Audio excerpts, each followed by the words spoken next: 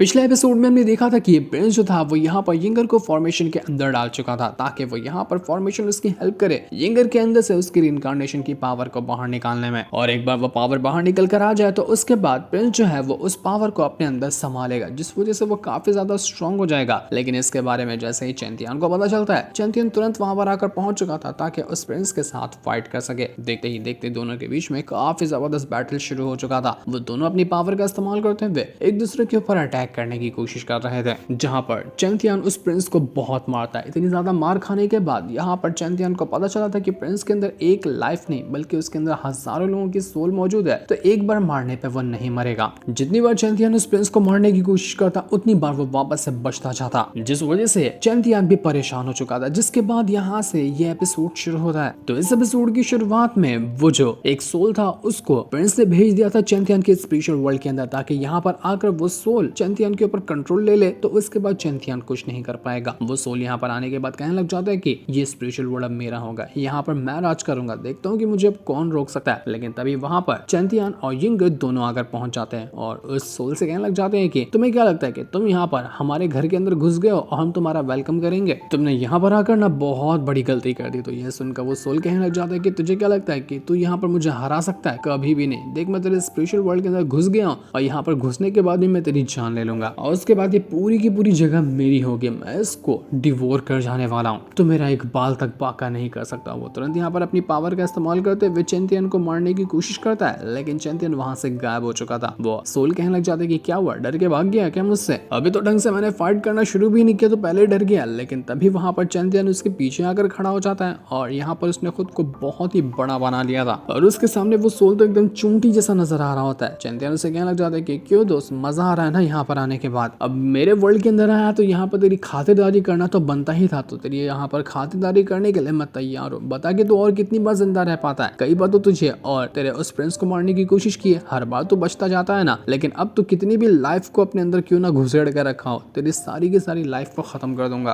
तू बचने वाला नहीं है। तो वो यहाँ पर तुरंत अपनी पावर का इस्तेमाल करते हुए कई सारी सोल पावर को समन करता है और उसकी मदद से बहुत सारी स्वॉर्ड को अंदर घुसेड़ चुका था उसी सोल के, जिस वजह से उस सोल की हालत खराब हो जाती है। दूर खड़ी यिंगर जब यहाँ पर ये चीज देखती है तो वो एकदम हैरान रह चुकी थी कि चैंतियन, तुम यहाँ पर इतने कम टाइम के अंदर काफी ज्यादा स्ट्रॉन्ग हो चुके हो। पिछली बार जब मैं तुमसे मिली थी तब तुम इतने ज्यादा स्ट्रॉन्ग नहीं थे, लेकिन अब तो देखो तुम यहाँ पर कितने कमाल के इंसान बन चुके हो। वो जो सोल था वो यहाँ पर काफी ज्यादा भड़का हुआ था कि चैंतियन, तूने ये करके ठीक नहीं किया, मैं तुझे छोड़ूंगा नहीं, तूने मजबूर किया है मुझे यहाँ से बाहर निकलने में, तू अब बचने वाला नहीं है। तो वो तुरंत यहाँ पर अपनी पावर का इस्तेमाल करते हुए खुद को ही डिस्ट्रॉय कर लेता है और डिस्ट्रॉय करने के बाद वो बाहर निकल कर आ चुका था चैंतियन के स्पिरिचुअल वर्ल्ड से। वरना अगर यहाँ पर कुछ और टाइम तक के वो रहा तो यहीं से चैंतियन जो है उस सोल को कंट्रोल करते हुए प्रिंस को भी कंट्रोल कर पाएगा। इस वजह से उस सोल ने अपने आप को डिस्ट्रॉय कर दिया ताकि प्रिंस को यहाँ पर कुछ भी ना हो। प्रिंस जब ये चीज देखता है तो वो चैंतियन से कहने लग जाता है कि तेरी हिम्मत कैसे हुई, तेरी वजह से यहाँ पर मेरी इतनी कमाल की सोल डिस्ट्रॉय हो गई, अब मैं तुझे डिस्ट्रॉय कर दूंगा ताकि तुझे पता चल सके कि आखिर मुझसे पंगा लेने का अंजाम क्या होता है। वो तुरंत अपनी पावर का इस्तेमाल करते हुए एक और बहुत ही पावरफुल सोल को समन करने की कोशिश कर रहा था ताकि उसकी मदद से वो यहाँ पर चैंतियन की जान ले सके। और देखते ही देखते वो यहाँ पर बहुत ही खतरनाक सोल को समन कर चुका था। ऐसा लग रहा होता है कि उसने यहाँ पर खुद को ही अपने सोल के साथ मर्ज कर लिया। वो एकदम भयंकर जैसा नजर आने लग जाता है और उसकी पावर भी पहले से काफी ज्यादा बढ़ चुकी थी।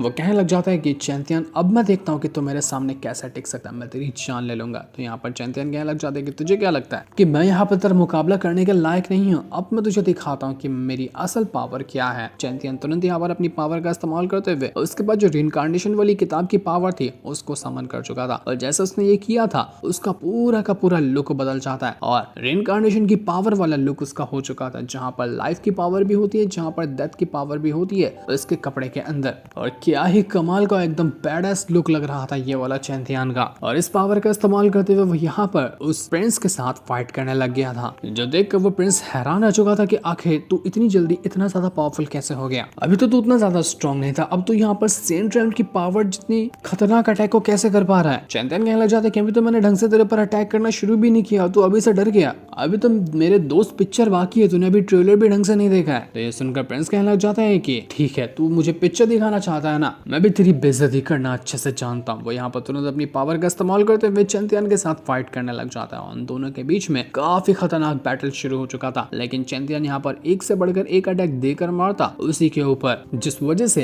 प्रिंस की हालत खराब होने लग गई थी। लेकिन जितनी बार भी वो उसको मारता उतनी बार ये प्रिंस वापस से बच जाता। इसको मारना बिल्कुल नेक्स्ट टू इम्पॉसिबल नजर आ रहा था। जितनी बार मारो उतनी बार ये बचता ही जाता है। आखिर कैसे मारा जाएगा इसको, इसकी कोई खबर ही नहीं थी।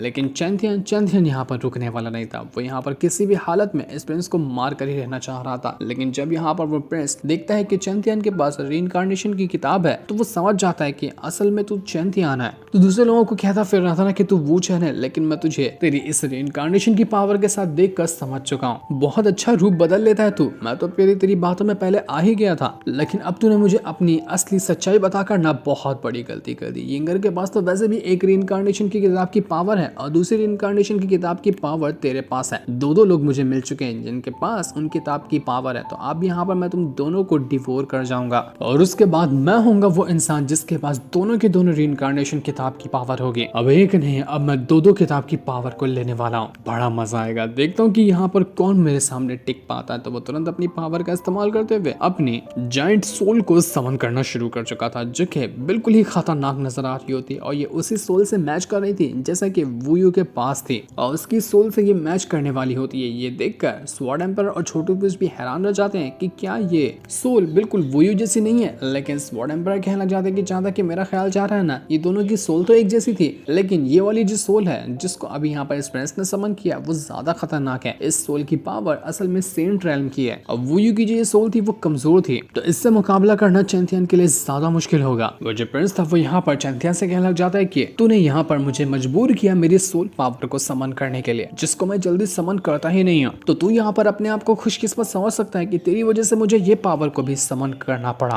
पर आज चाहे कुछ भी क्यों ना हो जाए मैं तेरी जान लेकर रहूंगा, क्योंकि अब मेरे अंदर लालच आ चुका है दोनों रीइंकार्नेशन की किताब का। पहले तो सोच रहा था कि सिर्फ एक ही मुझे मिलेगा, लेकिन अब जब दो यहाँ पर मिलने वाली है तो मैं अपनी पूरी आखिरी सांस तक के पूरी ताकत लगा दूंगा ताकि तुझे मारकर तुम दोनों की किताब को हासिल कर सकूं। तू अपनी उल्टी गिनती गिनना यहाँ पर शुरू कर दे। वो तुरंत यहाँ पर अपनी पावर को और ज्यादा इंक्रीज करना शुरू कर चुका था ताकि वो यहाँ पर चैंथियन और यिंगर दोनों को जान से मार दे। तो यहाँ पर जैसे ही वो अटैक आकर चैंथियन को लगने वाला था, चैंथियन बिल्कुल स्टॉप हो जाता है क्योंकि उसके अंदर जो यिंगर थी वो उसको रोकने की कोशिश कर रही थी। चैंथियन को सोच समझ पाता इससे पहले यिंगर बाहर निकल कर आ जाती है और यहाँ पर वो उससे कहने लग गई थी कि चैंथियन बस बहुत हो गया, तुम्हें यहाँ पर अब और ज्यादा मुझ पर एहसान करने की जरूरत नहीं है। मेरी वजह से कई बार तुम मुसीबत में पड़ चुके हो और तुम्हें मैं यहाँ पर मुसीबत में नहीं देखना चाहती। मैं जा रही हूँ इस प्रिंस के साथ फाइट करने के लिए, तब तक तुम अपनी जान बचाकर यहाँ से जा सकते हो क्योंकि तुम्हारा सफर छोटा नहीं है। तुम्हें पूरे 9 हेवंस के ऊपर अपना कंट्रोल करना है। तो मैं नहीं चाहती कि मेरी वजह से तुम्हें कुछ हो जाए, इसलिए मैं यहाँ पर तुम्हें मौका दे रही हूँ, तुम यहाँ से भाग जाओ। लेकिन चैंथियन वो यहाँ से भागेगा, वो नहीं भागने वाला था। तो यहाँ पर ये देखकर उस प्रिंस को अच्छा मौका लगता है यिंगर को मारने का। वो तुरंत अपनी पावर का इस्तेमाल करते हुए यिंगर के ऊपर अटैक करने वाला था। अब वो एक खतरनाक अटैक यिंगर के ऊपर कर भी देता है। जैसे यिंगर की हालत खराब होने वाली थी, तुरंत वहां पर चैंथियन आकर पहुंच जाता है और उसको बचा लेता है। वो उससे कहने लग जाता है कि तुम्हें क्या लगता है कि मैं यहाँ पर तुम्हें अकेला छोड़कर चले जाऊंगा? मुझे उससे कोई फर्क नहीं पड़ता कि मेरा सफर कितना बड़ा क्यों ना हो, लेकिन मैं डर कर भागने वालों में से तो बिल्कुल भी नहीं हूँ। वो तुरंत यहाँ पर अपनी पावर का इस्तेमाल करते हुए जितना भी अटैक था उसे प्रिंस का उन सब के सब को यहाँ पर डिस्ट्रॉय कर देता है, जिस वजह से यिंगर की जान बच चुकी थी। और ये चीज देखकर वो जो प्रिंस था वो कहने लग जाता है कि अबे चल अपनी प्रेम कहानी को बंद कर। यहाँ पर मैं यहाँ पर तुम दोनों की प्रेम कहानी देखने के लिए नहीं खड़ा हूँ, मुझे यहाँ पर तुम दोनों की पावर चाहिए। तो आप फटाफट से, वैसे भी ये फाइट काफी लंबी हो चुकी है। तो वो तुरंत यहाँ पर अपनी पावर का इस्तेमाल करते हुए और भी चैंथियन के ऊपर अटैक करने की कोशिश करता है। तो चैंथियन यहाँ पर अपनी पावर की मदद से उसके सारे अटैक को डिस्ट्रॉय किया जा रहा था। चैंथियन यिंगर से कहता है कि यिंगर क्या तुम्हें डर लग रहा है? अगर तुम्हें डर लग रहा है तो तुम मुझे बता सकती हो। तो यिंगर कहती है कि तुम मेरे साथ हो और मुझे किसी चीज से डर लगे ऐसा कभी नहीं हो सकता। जब तुम साथ रहोगे तो मैं पूरी दुनिया से लड़ जाने को तैयार हूँ, मुझे किसी से डर नहीं लगता। तो ये सुनकर चैंथियन के लग जाता है कि तो बहुत अच्छी बात है, तो आ जाओ हम हम दोनों मिलकर यहाँ पर इस प्रिंस की धज्जियां उड़ा देते हैं। इसके बाद वो दोनों यहाँ पर अपनी पावर का इस्तेमाल करना शुरू कर चुके थे ताकि दोनों मिलकर उस प्रिंस की वाट लगा सके। वो दोनों यहाँ पर अपनी जो रीइंकार्नेशन किताब की पावर थी उसका इस्तेमाल करने लग गए थे और इन दोनों की रीइंकार्नेशन की किताब की पावर यहाँ पर एक्टिवेट हो जाती है, जिस वजह से एक बहुत ही ज्यादा स्ट्रॉन्ग अटैक यहाँ पर तैयार हो चुका था। और यह अटैक देखकर मारने की तैयारी में थे वो दोनों उसी प्रिंस के ऊपर। प्रिंस ये देखकर यहाँ पर अपने वापस से अटैक को रेडी करना शुरू कर देता और वह यहाँ पर अपने पहले से भी ज्यादा स्ट्रॉन्ग अटैक को तैयार कर चुका था ताकि वो इन दोनों की जान ले सके। लेकिन इन दोनों को यहाँ पर कोई फर्क नहीं पड़ता। वो दोनों एक दूसरे के हाथ में हाथ डाले हुए एक दूसरे की जो किताब की पावर थी उसको आपस में मर्ज कर रहे थे ताकि इससे अटैक जो बने वो बहुत ज्यादा स्ट्रॉन्ग अटैक बने और इतना स्ट्रॉन्ग वो अटैक हो कि वो इस प्रिंस की जान लेने में कामयाब रहे। तो इस वजह से जो भी अटैक यहाँ पर इन दोनों का हो रहा था वो इतना स्ट्रॉन्ग होता कि यहाँ पर पहाड़ वगैरह सब टूट फूट जाते। पूरे इलाके के अंदर बिल्कुल तबाही मच चुकी थी। इतना खतरनाक अटैक था उन दोनों का, जो देखकर स्वॉर्ड एम्पायर कहने लग जाते कि वाह चैंपियन, कमाल कर दिया तुमने तो। बिल्कुल तुम्हारी इस टेक्निक को देखकर मैं इंप्रेस हो चुका हूँ कि तुमने यहाँ पर अपनी दोनों की रीइंकार्नेशन की पावर को आपस में मिलाकर इतना स्ट्रॉन्ग अटैक बनाया। जब इतना खतरनाक वाला अटैक आकर उस प्रिंस को लगा था तो प्रिंस की हालत खराब होने लग जाती है, लेकिन फिर भी वो यहाँ पर हार मानने को तैयार नहीं था। वो कहने लग जाता कि मैं तुम लोगों को नहीं छोड़ूंगा। तुम दोनों के पास ये जो रीइंकार्नेशन की किताब की पावर, तभी तुम इतना ज्यादा उछल रहे हो ना, और तुमने यहाँ पर मुझे हराने की कोशिश की। काश ये पावर मेरे पास होती। अगर ये पावर मेरे पास होती ना तो तुम सबके अभी मैं चीथड़ा उड़ा दिया होता और जितने भी मेरे दुश्मन होते मैं इस दुनिया में सारे के सारे दुश्मनों का खात्मा कर दिया होता। सारी दुनिया मेरी मुट्ठी में होती। लेकिन मेरा सपना अभी तक खत्म नहीं हुआ। मैं अभी भी यहाँ पर तुमसे वो पावर को छीन कर ही रहूंगा, क्योंकि शायद तुम लोगों को पता नहीं होगा लेकिन जिस चीज पे मेरा दिल आ जाता है ना उस चीज को मैं हासिल करके ही रहता हूँ, चाहे उसके लिए मुझे अपनी पूरी जान क्यों ना लगानी पड़े। तो अब तुम भी यहाँ पर अपनी उल्टी गिनती गिनना शुरू कर दो। वो तुरंत यहाँ पर अपनी पावर का इस्तेमाल करते हुए वापस से चैंपियन और यिंगर के ऊपर अटैक करने लग गया था ताकि वो उनको मार सके।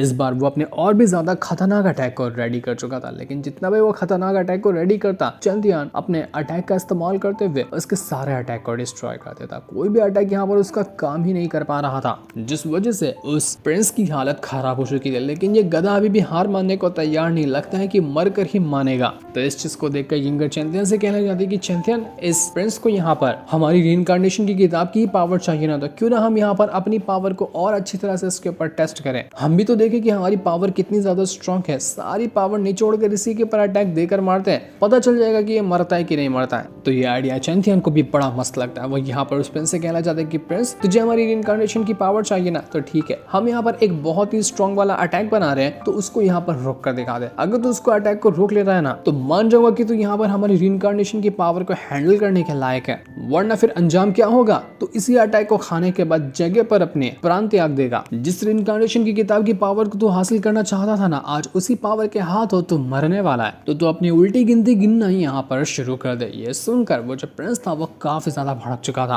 वो कहने लग जाते कि तुम्हें क्या लगता है कि तुम लोग मुझे मार पाओगे? तुम लोग कभी मुझे नहीं मार सकते। मैं अमर हूँ, मेरे पास इतनी सारी लाइफ है ना कि मैं एक बार मरता ही नहीं। तुमने कई बार ट्राई करके देख ही लिया होगा और हर बार तुम्हें नाकामी ही मिलेगी, और इस बार भी मैं तुम्हें नाकामी ही दिलाऊंगा। अगर ट्राई करना है तो करके देख सकते हो। तो ये सुनते साथ ही यिंगर और चैंपियन जो थे वो काफी ज्यादा भड़क चुके थे। वो दोबारा से यहाँ पर अपनी दोनों की पावर को मर्ज करना शुरू कर देते हैं, ताकि दोनों किताब की जब पावर आपस में मर्ज होगी तो अटैक जो बनेगा वो बहुत ज्यादा स्ट्रॉन्ग बनेगा। और इस वजह से वो दोनों जो पावर होता है वो जाकर मर्ज हो चुका था उसी चैंपियन की जो मार्शल स्पिरिट वाली स्वॉर्ड है उसके साथ। उस स्वॉर्ड के अंदर वो दोनों किताब की पावर आ चुकी थी, और इसकी मदद से अगर कोई अटैक लगा तो इससे ऐसा हाल होगा अटैक लगने वाले का कि वो सपने में भी नहीं सोच सकता। तो ये चीज देखकर वो जो प्रिंस था वो काफी ज्यादा घबरा चुका था। उसको यहाँ पर उसकी मौत सामने नजर आ रही थी। वो चैंपियन से कहना चाहते कि मैं मर जाऊं, मुझे उससे फर्क नहीं पड़ता, लेकिन मैं यहाँ पर उस किताब को हासिल करके रहूंगा जब तक कि जा और जी ले अपनी जिंदगी, क्योंकि तेरा अंत तो मेरे ही हाथों लिखा हुआ, मैं ही मारूंगा तुझे। इसके बाद देखते ही देखते वो अटैक जो था आकर सीधा लग चुका था उसी प्रिंस को, और इस वजह से पूरी की पूरी जगह हिलने लग जाती है, मानो कि ये जगह डिस्ट्रॉय हो जाएगी। देखकर तो ऐसा लग रहा था कि यहाँ पर प्रिंस मारा जा चुका है, लेकिन शायद वो यहाँ पर हो सकता है कि बच गया हो, क्योंकि वो है इतना घटिया इंसान तो कुछ ना कुछ तिगड़म लगाकर वो अपने आप को बचा ही लिया होगा। लेकिन जब ये जगह पूरी तरह से डिस्ट्रॉय होने वाली थी तो तुरंत यहाँ पर चैंपियन और यिंगर यहाँ से भागने की कोशिश करते हैं कि हमने यहाँ पर उस प्रिंस को तो मार दिया, अब यहाँ पर हमें अपने आप को बचाना है। तो वो तुरंत यहाँ से भागने का रास्ता ढूंढने लग गए थे। जिस दिन को दिखाते साथ ही ये वाला एपिसोड यहीं पर एंड हो जाता है। Thanks for watching.